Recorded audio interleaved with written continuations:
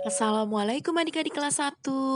Kakak akan melanjutkan ke rangkuman tema 7 yang berjudul Benda, Hewan, dan Tanaman di Sekitarku. Kita mulai dari bahasa Indonesia seperti biasa.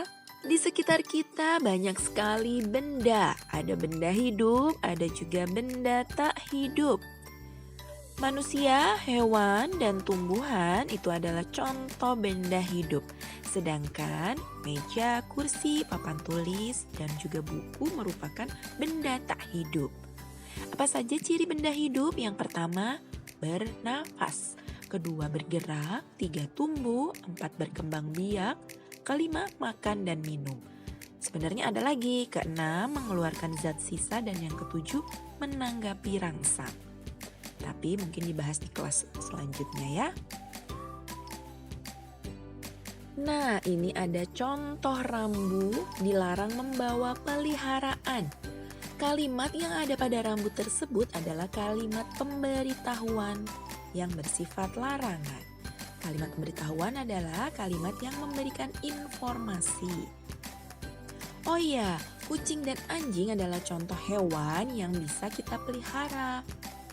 Apa saja aturan merawat hewan peliharaan? Yang pertama, kita harus memberi makan dan minum.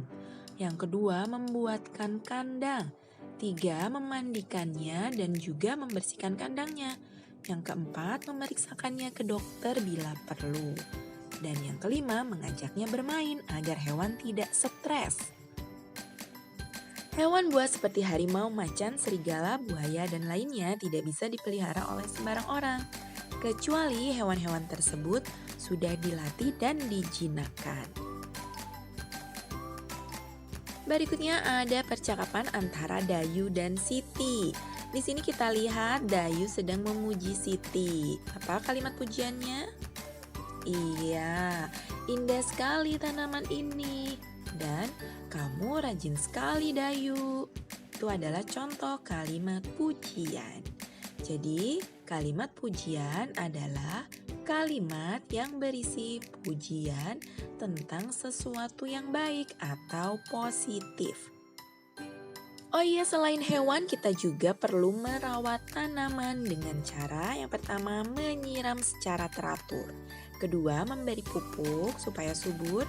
Ketiga, menyiangi atau mencabuti rumput-rumput liar di sekitarnya.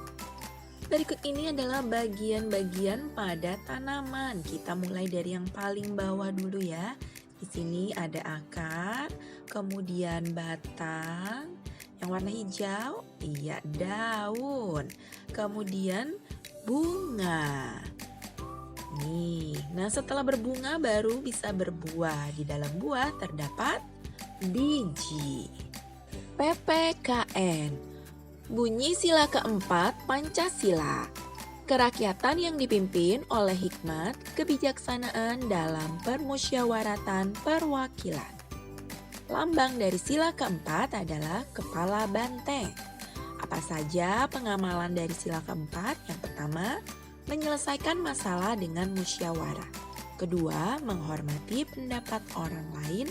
Dan yang ketiga, melaksanakan hasil musyawarah dengan tanggung jawab. Matematika tidak kakak berikan contoh soalnya ya. Ini bisa kalian kerjakan sendiri di buku paket, tuh ada banyak soal-soalnya. Intinya membahas tentang bilangan mulai dari 51 sampai 100. Terus membandingkan benda lebih panjang atau lebih pendek. Kemudian mengurutkan bilangan tadi 51 sampai 100. Itu mulai dari yang terkecil atau dari yang terbesar. Juga membandingkan bilangan lebih besar, lebih kecil atau sama dengan. Kita lanjutkan ke SBDP. Di sini ada lagu Topi Saya Bundar ciptaan Pak Kasur. Kenapa ini kok ada kotak-kotak di bawah lirik? Ya, yang ini nanti dinyanyikannya pendek, kemudian yang panjang nih kotaknya dinyanyikan lebih panjang. Contohnya, topi saya bundar. Ya, bisa ya? Selanjutnya lagi di sini ada beberapa benda dengan bahan, bentuk, dan ukuran yang berbeda-beda. Kalau teksturnya kebetulan di sini sama semua ya. Untuk ukuran kita misalkan yang di atas 20 cm itu dianggap berukuran besar. Contoh pada gambar pertama ada kertas HVS. Bahannya kertas berbentuk persegi panjang, ukurannya besar dan teksturnya halus. Kemudian untuk penghapus itu bahannya dari karet, bentuknya balok, ukurannya kecil, teksturnya juga halus. Kalau misalnya adik-adik punya contoh lain boleh ditambahkan. Nanti diikutin aja ya, diisi nama benda, bahan, bentuk, ukuran, dan teksturnya. Kita lanjutkan ke PJOK nih yang terakhir. Salah satu ciri benda hidup adalah bergerak. Ada yang berjalan, berenang, melompat, merayap, dan juga terbang. Nah, kita bisa menari dengan meniru gerakan hewan.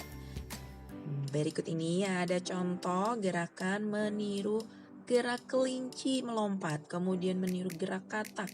Kalau adik-adik punya waktu luang, misalnya mau mencoba mengikuti gerakan tersebut, bisa ya. Selain meniru gerak hewan, kita juga bisa meniru gerak tanaman yang tertiup angin. Contohnya nih, ini tanamannya tegak. Kemudian tertiup angin sepoi-sepoi, tertiup angin badai, dan akhirnya tanamannya roboh. Nah, berikut nih gerakan-gerakannya. Kalau kalian mau mencoba juga, boleh banget. Oke. Sampai di sini dulu rangkuman tema 7. Jangan lupa di-subscribe, di-share, di komen. Boleh juga nih diulangin lagi nontonnya ya kan, biar tambah bisa, biar tambah pintar. Selamat belajar adik-adik. Sampai jumpa lagi di tema 8. Bye-bye.